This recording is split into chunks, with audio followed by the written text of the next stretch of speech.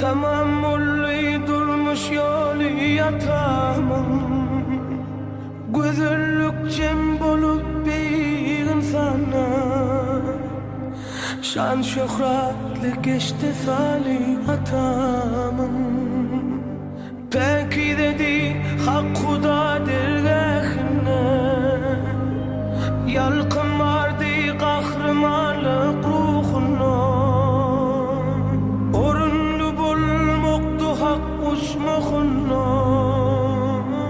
İstek arzu kim hıyanatımın. Kim beni çağırır eder minliğe, halkını başına dinleyeceğe. Olduğu büyüktü doğadı doğa, nuskuluktur pekvali atamın. Atamın, atamın, şan şöhretlik iştizali atamın. Atamın, atamın, nuskuluktur pekvali atamın.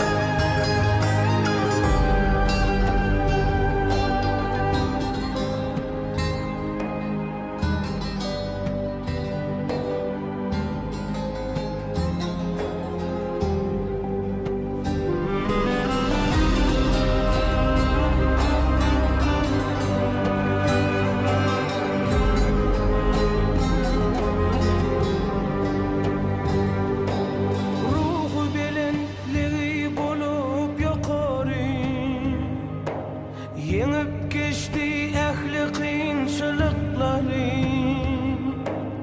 açıktı yüreği nurlu dizleri.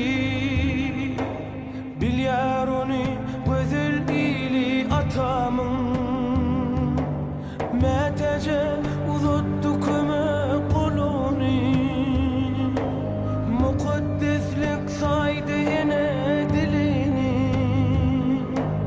İyilişinle alkış volli alani.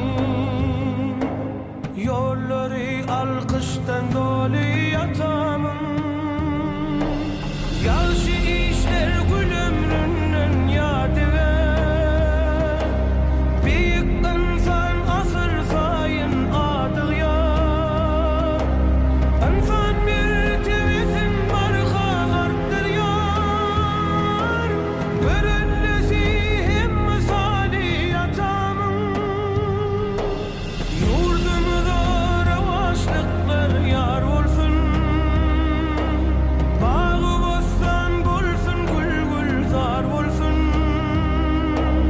Elim çakın dursun, vatan var olsun. Arzulap yaşayışı Ali atamın. Atamın,